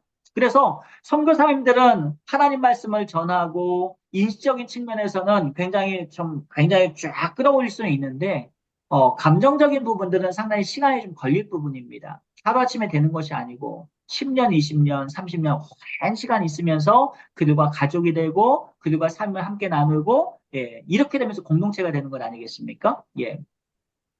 정서 또한 대부분의 사람들이 의사결정하는 데 중요한 역할을 하고 있습니다. 우리는 이성적으로 설득되었기 때문이 아니라 두려움으로부터 해방되었거나 용서를 체험하고 구원의 기쁨을 맛보았기 때문에 사람들이 복음에 대해서 반응을 보인다는 것을 인식하고 가르칠 필요가 있는 것이죠. 사실은 복음이라는 것은 이성적으로만 설득됐기 때문에 복음을 믿는다? 말도 안 되는 소리입니다. 왜냐하면 아무리 전해도 듣지 않은 자들이 있고요. 이성적으로는 이해가 된다고 할지라도 내 감정에서 받아들이기 싫을 경우가 있거든요. 성경을 보게 되면 마태복음 16장, 12장, 16장 이런 데를 보게 되면 사두개인들이나 종교 지도자들과의 예수님과의 대화를 우리가 찾아볼 수가 있습니다. 근데 예수님께서 기적도 보이시고 설득력 있게 다 말씀을 해주셔도 일단 그들이 받아들이기 싫은 거예요. 감정적인 그런 엔티퍼티가 너무 강하다 보니까 어떻게 하면 예수님을 공경에 취하게 만들고 그리고 반박하고 공격하고 그를 죽일까 요 생각만 하고 따라다녔거든요. 그런 차원에서 봤을 때에 결국에는 이성적으로 포쉐이블하게 아주 설득력 있게 그렇게 이제 제시를 해서 설득이 된다 할지라도 엔티퍼티가 있다면 거기에서 반감을 가지고 있다라면 결국에는 결국 관계 형성은 되지는 않습니다. 자, 교회에는요, 젊은 교인들이 성숙해 나갈 수 있도록 하는 좋은 설교와 가르침이 필요하지만, 궁극적으로 봤을 때 중요한 게 뭐겠습니까? 이런 가르침 플러스, 공동체의 생활, 제자화를 통해서 감정과 그리고 함께 삶을 공유할 수 있는 이 제자 훈련이, 이 제자화의 어떤 그런 사역이 굉장히 중요하다는 것을 우리가 볼 수가 있을 것입니다. 함께 먹고, 함께 잠도 자고, 함께 생각도 나누고, 공동체가 돼버리게 되면 너무 행복해지지 않습니까? 자, 문화를 보여주는 것들, 행위라고 그랬어요. 사람들은요, 주로 문화에 따라 어떻게 행동할 것인가를 우리가 배우게 됩니다. 하지만 모든 행위가 문화에 의해서 좌우되는 것은 아니죠. 격식을 차리는 상황에서는 행위가 분명히 규정이 되지만 우리가 제가 지금 이렇게 이제 넥타이도 하고 와이셔츠도 입고 예쁘게 아침부터 일어나가지고 드라이도 하고 목도 하고 깔끔하게 이게 규정되는 상황 속에서는 또 격식이 있어야 되는 상황에서는 이렇게 제가 행동을 하지만 저 혼자 있을 때 자유시간 그리고 게다가 잠잘 시간 정도에는 굉장히 좀 프레해집니다. 파자마를 입고 편한 마음으로 잠자리에 들겠죠. 다른 거죠. 행위가 상황에 달라질 때에 그 행위 자체도 달라질 수밖에 없다라는 것입니다. 자, 모든 문화에는요. 험담과 배척과 폭력처럼 규율을 강화하는 나름의 방법들이 있습니다. 하지만 모든 위반자가 벌을 받는 것은 아니죠. 어떤 사람들이 구제를 받습니까? 무전, 유죄, 유전, 무죄라는 그런 말들이 나올 정도로 사회 고위층이나 재물을 많이 갖고 있거나 판검사 이쪽 검사가 친하거나 이렇게 되면 다른 사람들에 비해서 굉장히 많이 경감을 받거나 면제를 받거나 똑같이 벌을 받지는 않게 되죠. 이런 것들이 바로 문화 속에서 보여주는 어떤 그런 행위적인 측면이라고 볼 수가 있을 것입니다. 자, 산물입니다. 자, 산물을 보더라도 우리가 문화를 어느 정도 이해할 수가 있거든요. 사람들의 행동을 보고 그리고 행위를 보고 그 사람들이 만들어 놓은 것들을 우리가 보게 되면 우리나라 같은 경우에는요, 여러분, 우리 공산품 같은 것들이 마구마구 얼마든지 편하게 쓸 수가 있죠. 많은 공장들이 있고, 한국 사람들은 제조업도 강하고, 그리고 수출, 수입, 예, 편하게. 네?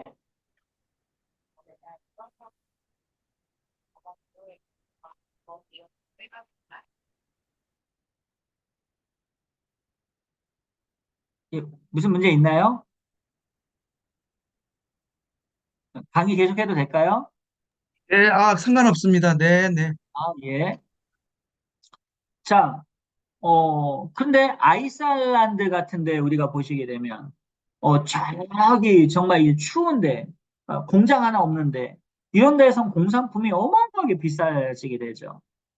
그러니까 무엇을 얘기하는 거 아니? 우리 사이판 같은 데도 공장이 없어요. 그러다 보니까 공산품들이 굉장히 단가가 올라가게 됩니다. 그러나 그 사람들이 만드는 것들이 있어요. 어떤 문화권에서는 예, 공산품을 잘 만들고 자동차, 컴퓨터, 예, 조선 뭐 만드는 것들이 그 문화가 보여주는 그런 산물들을 보게 되면 그 사람들의 삶의 양태가 어떤가를 알 수가 있죠. 제가 울산에 내려간 적이 있습니다. 현대가 거기에 있죠. 예, 조선소가. 그러니까 거기에 있는 현대자동차가 거기에 있고 그러다 보니까 그쪽에서는 그쪽 그러한 산물을 만들면서 자연스럽게 그렇게 문화가 형성이 되게 되고 우리가 용인 쪽 이번에 반도체 클러스터를 만듭니다. L자로에서 정부에서 국가 정책 지원 사업이죠. 그렇게 되면 삼성 반도체 이렇게 해서 용인이나 그쪽으로 기흥 또 이천까지 해서 쭉 이렇게 연결이 됩니다. 예, SK까지. 이런 것들을 보게 되면 예, 산물을 통해서 그 사람들이 어떻게 삶을 살아갈 것인지 어느 정도 이해를 할 수가 있습니다. 이런 인간의 행위와 물질은 쉽게 관찰될 수가 있고 따라서 행위와 물질은 문화를 연구하는 데서 아주 중요한 출발점이 된다라고 볼 수가 있는 것입니다. 자, 근데 이제 중요한 말씀을 드리려고 해요. 자, 행위나 산물은 바로 눈에 보여지게 되죠. 눈에 보여지지 않는 것들이 있어요. 아니, 눈에 보여지진 않더라도 어떤 그런, 상황을 봤을 때, 사안들을 봤을 때 그 안에 함의되어 있는 그런 상징 때문에, 심볼 때문에, 예, 심볼 시스템 때문에 이 상징 체계로 인하여서 문화 이해를 할 수 있는 그런 부분들이 있습니다. 한마디로 말해서, 관련된 부분들인데요. 자, 행위와 산물은 사람들이 지닌 관념과 감정과 가치와 밀접하게 관련되어 있거든요. 그런데 이러한 감정과 가치와 관념들이 밀접하게 연관되어 있는 것들이 부여된 상징이라는 것이 있어요. 그 상징을 부여할 때는 어떤 형식이 존재해야 되겠죠.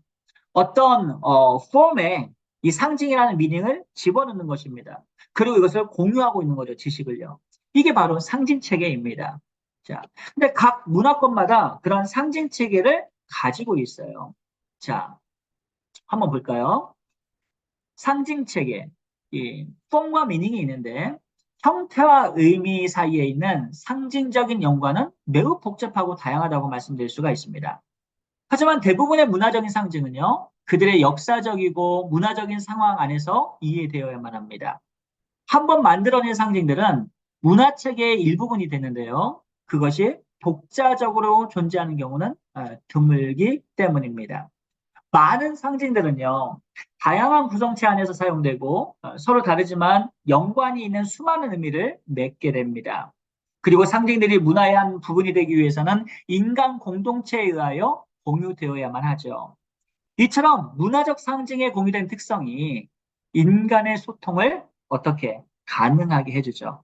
여기서 중요한 것은 shared, 바로 공유된 특성이 중요합니다. 그래서 우리는 우리의 머릿속으로 내 생각을 다른 사람의 뇌 속에다가 그대로 바로 전달할 수 있는 방법이 없습니다. 어느 누구도 그렇게 하지 못합니다. 그래서 문화는 그 특성상 사회적이고 역사적이라는 것을 기억해야 되고 이 사회와 역사 속에서 공유된 지식과 공유된 감정 그리고 공유된 커뮤니케이션을 우리가 발전시켜서 우리가 소통하고 문화 이해를 하게 되는 것입니다. 자, 한번 볼게요. 사람 A가 있습니다. 사람 B가 있어요. 폼이 있습니다. 형태라는.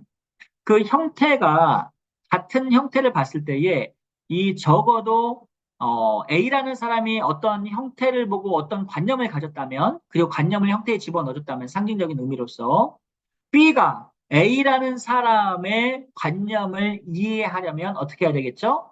그 폼이 공유하고 있어야 되겠죠? A라는 사람이 갖고 있는 형태하고 B라는 사람이 갖고 있는 형태의 폼이 이걸 형태로 달리 말하면 랭귀지라고 하겠습니다. 일단 언어가 이 언어에 담겨진 그러한 의미, 상징적 의미를 동시에 똑같이 공유해야 의미 전달이 될 것입니다. 그렇죠? 자, 어떤 점에서는요, 상징에서는 형태와 의미의 연관이 그 둘을 구분 지을 수 없을 만큼 매우 밀접합니다. 예. 자, 이제 특정 양식과 책을 한번 넘어가서 생각해 볼게요.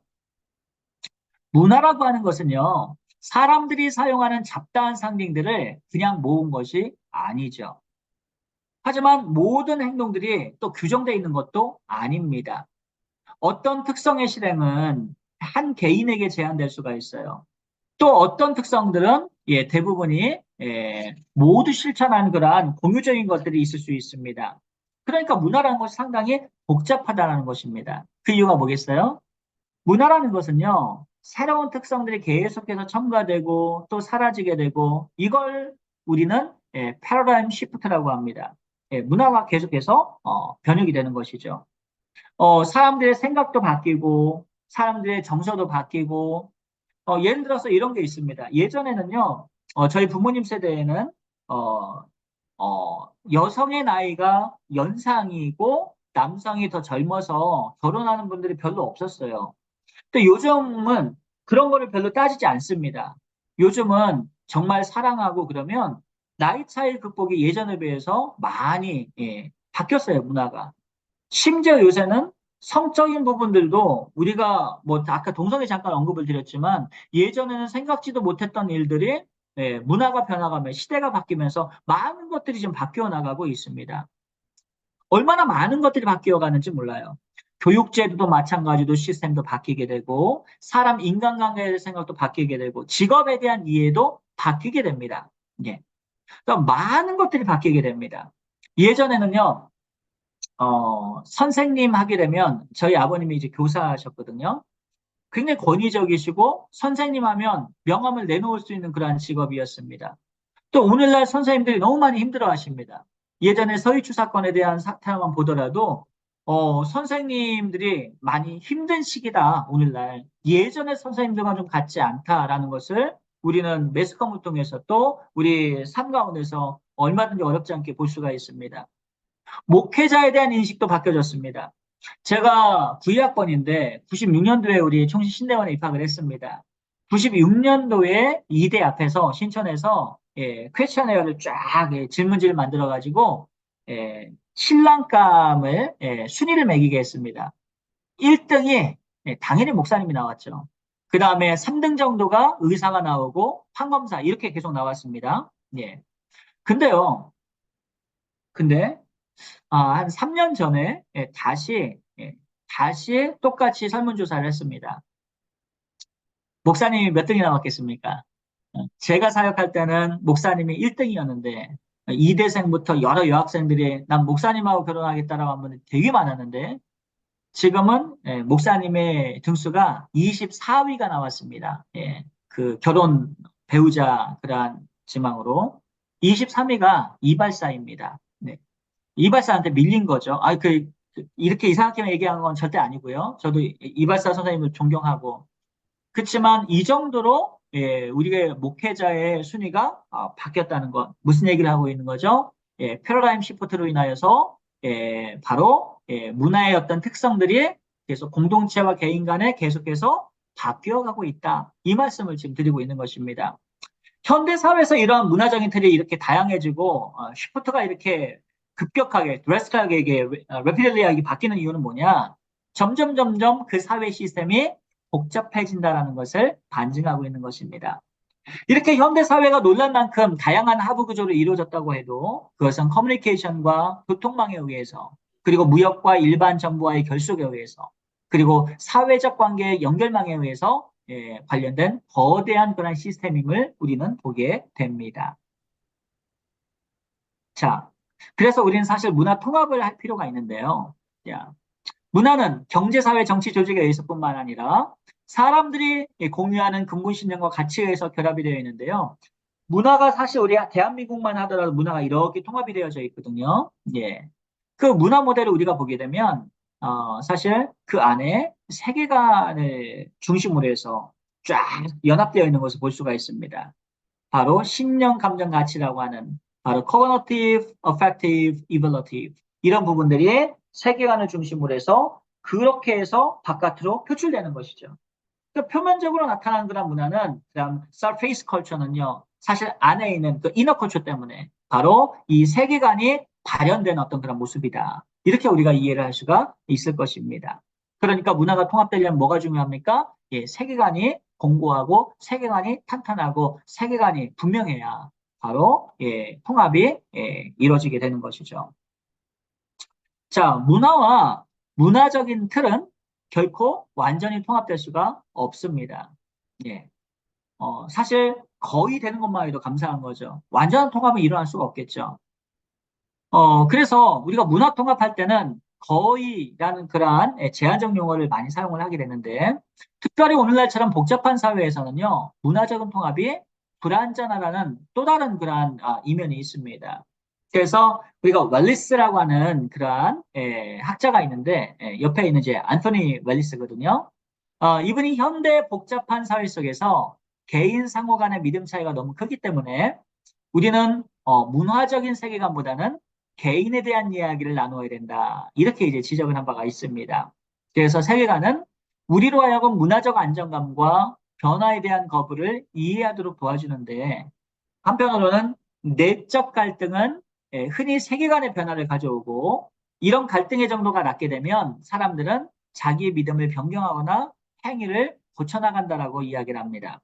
그래서 모든 문화가 때로는 급작스럽게, 때로는 좀 더 천천히 계속 변화한다는 사실 때문에 통합은 제한된다라고 볼 수가 있습니다. 결국 패러다임 시프트는 계속해서 일어날 것이고 그리고 문화의 통합은 완전하게 일어나진 않습니다. 어느 정도 통합이 됐다면 그 안에서 패러다임 시프트가 계속해서 지금 일어나고 있는 그런 상황이다. 이렇게 우리가 이해할 수 있겠죠. 사실은 교회 문화도 마찬가지 아닙니까? 예, 교회 문화도 우리가 대구인가요? 대구인가에 가 보시게 되면 예전에 저 밑에 이제 경상도 지방에 우리가 전라도 지방인가요? 제가 지금 기억이 지금 가물가물한데, 네, 전라도 지역인 것 같아요. 예, 전주에서 그 남성과 여성을 기역자로 해가지고 교회를 이렇게 지었습니다. 예, 절대 안 보이게. 그 당시에는요. 예, 예, 남녀 칠수 부동석이라고 해가지고 그렇게 이렇게 교회를 기역자로 지었는데 오늘날은 함께 예배도 드리고 많은 것들이 바뀌어졌지 않습니까? 예. 문화 통합이라는 것은 완전하게 일어날 수는 없죠. 계속해서 지금도 바뀌어 나갈 것입니다. 자, 세계관을 우리가 한번 살펴볼게요. 아까 제가 클리프하드 기어츠 이야기를 잠깐 말씀을 드렸는데 클리프하드 기어츠 같은 경우에는 층위적으로 해서 벽돌을 쌓는 식으로 이해를 했지만 역시 폴 히버트를 보니까 예, 이렇게 세계관을 중심으로 해서 모든 것들을 감싸는 서로 상호 교환적으로 이렇게 이제 구원형으로 이렇게 표를 제시를 했습니다. 자, 사람들은요 현실에 대해 다른 전제를 갖고 대하기 때문에 세계를 다르게 인식을 하죠. 어쩔 수 없습니다. 어떤 사람은 이 세계를 낭만적으로 바라보는 사람, 긍정적으로 바라보는 사람, 정복할 대상으로 바라보는 사람, 순응하기 위해서 바라보는 사람, 네거티브하게 보는 사람, 별별 어떤 세계관을 다 그 세계관에 따라서 이 생활이 달라지게 되는 것이죠. 대표적으로 이런 얘기가 있어요. 여러분, 그 자연을 굉장히 무서워하고 자연에 대해서 감히 극복하기 힘들겠다. 예를 들어서 히말라야 산맥 우리가 한번 보시면 네팔 또 우리가 수해가 잦은 곳 있지 않습니까? 뭐 중국에 가보게 되면 뭐 산도 엄청 크고요. 예. 그 인도도 마찬가지고 뭐 이런 아시아 지역에서는 자연이 굉장히 거대합니다. 예. 그러다 보니까 자연스럽게 이런 거대한 자연 앞에 마음이 누그러지겠죠. 오랜 세월 지나면서. 그래서 자연을 숭앙하게 되거나 자연주의를 흠모하거나 예, 자연을 굉장히 높이 평가하는 예, 이런 어떤 그러한 세계관이 동양 철학에 많이 담겨져 있습니다. 반면에 우리가 서구 같은 경우에는 이 자연을 그들은 이제 뭐 미 정복, 예, 텍사스 같처럼 막 서부도 막 정복하고 그 다음에 또 유러피언 사람들 보게 되면 전쟁을 치르면서 과학을 이제 통해서 총도 만들어내고 이 산도 그렇게 큰 게 없습니다. 동양처럼 예, 자연에 대해서 그러다 보니까 자연을 정복의 대상으로 삼는 것입니다. 그들의 철학 자체가. 그래서 서구 사람들은 자꾸 뭔가를 정복해야 되겠다는 의지가 굉장히 많이 발동을 하게 되고 우리 동양 사람들은 순응하면서 함께 살아가는 어떤 그러한 철학이 자연스럽게 생성되는 것을 예, 오랜 역사를 통해서 예, 이런 좀 예, 세계관이 다르기 때문에 예, 반응하는 양식이 좀 다르다 이렇게 우리가 좀 생각해 볼 수가 있을 것입니다. 자, 그래서 문화의 개념을 우리가 살펴볼게요. 교수님, 이제 세계관 한 45분까지 하시고, 네, 예, 조금 쉬었다가 이제 하셔도 됩니다. 아 그래요? 예, 예, 목이 조금 한 좀 쉬려고 하네요. 45분까지는 하셔요. 예, 예, 예. 알겠습니다. 네, 네. 문화통합 세계관의 기능을 보게 되면 세계관은 설명 체계를 세워주는 인지 정보들을 제공하고 이런 체계에 대한 신념의 합리적인 타당성을 제공을 하죠. 그렇죠. 세계관은 이유를 제공합니다. 예. 내가 왜 이렇게 행동을 하는지, 왜 이것이 옳은지, 뭐 신념적인 부분에서도 타당성을 제공하고요. 세계관이 있으면요, 정서적 안정감을 부여해요. 우리가 그렇죠. 우리가 주를 위하여서 죽기 살기로 열심히 충성해야 된다. 어떤 그런 주님 받은 은혜가 크고 난 이것이 주님의 영광 올리기 위한 어떤 그런 믿음의 신념의 세계관이 딱 들어가잖아요. 그러면 고난을 받아도요. 정서적 안정감이 부여를 받습니다. 어떤 생각을 하죠? 이건 하나님의 구원 작전 가운데서 내게 주신 고난일 뿐이고 나는 이를 통해서 하나님께 영광 올려드리고 그리고 하나님 결코 나 일 가운데서 계속 두지 아니할 것이고 그렇지 않다 할지라도 나는 하나님께 감사할 것이고 이렇게 뜻을 세워버리게 되면 그 자체에 감옥에서도 정서적 안정감이 부여가 됩니다. 아마도 주기철 목사님, 그 다음에 요셉, 다윗, 다니엘 모든 하나님의 사람들이 이런 믿음의 그러한 신념, 예, 믿음의 가치, 이 세계관을 통하여서 예, 정서적 안정감을 부여받았을 거다. 저는 그렇게 생각합니다. 그 세계관은요, 세 번째로 우리의 경험을 평가하고 행동 방침을 정하는 가장 깊숙한 문화 규범을 정당화합니다. 예, 저스티피케이션 정당화를 시키는데요. 우리가 행동하는 이유, 그리고 가장 깊은 데서 그 문화 규범을 정당화하기 때문에 떳떳할 수가 있는 거죠. 그리고 세계관은 문화를 통합을 하죠. 예. 세계관이 갈라지게 되거나 세계관이 혼동되게 되면요, 그 사회는 이루말할 수 없이 복잡해지게 됩니다. 하나 말씀을 드릴까요? 지금 프랑스가 지금 많이 지금 시끄럽죠. 지금 강경파가 지금 강경우파가 쭉 올라오게 되는데, 예. 마크롱 지금 대통령이 굉장히 좀 위협을 느끼고 있는 상황입니다. 왜 그렇죠? 어, 마크롱 대통령은 사실은 난민을 받았죠. 예. 그 이주민, 레퓨지들을 선대하고 어떻게 이제 프랑스에 잘 이렇게 적응시킬 것인가, 요 고민을, 이러한 세계관을 갖고 있는 분입니다. 반면에 강경우파는요, 어떻게 하는지 이를 다 몰아내고 프랑스인만의 사회를 다시 한번 사회겠다. 예, 이 강경한, 그 지금 놀랍게 사람들이 지지를 받고 있습니다. 너무 힘들게 사는 거죠, 그동안. 뭐 이런 부분들. 그렇기 때문에 이런 세계관이 통합이 되지 않은 상황에서는 지금 엄청나게 갈등과 내 말이 맞니, 네 말이 맞니 이러면서 예, 분열이 좀 조장될 수 있는 그런 상황입니다. 자, 마지막 다섯 번째. 찰스 크래프트가 지적한 것처럼 세계관은 문화 변화를 조정을 합니다. 결국 세계관이 있기 때문에 예, 문화 변형을 어느 정도 이제 좀 안정화시키고 그러면서도 이 세계관으로 인해서 다시 예, 문화 변형이 일어나게 되고 뭐 이런 일들이 계속 일어나서 결국 세계관이 문화 통합을 이끌어낸다. 결론적으로 이렇게 말씀드릴 수 있을 것입니다. 자, 여기까지 하고요.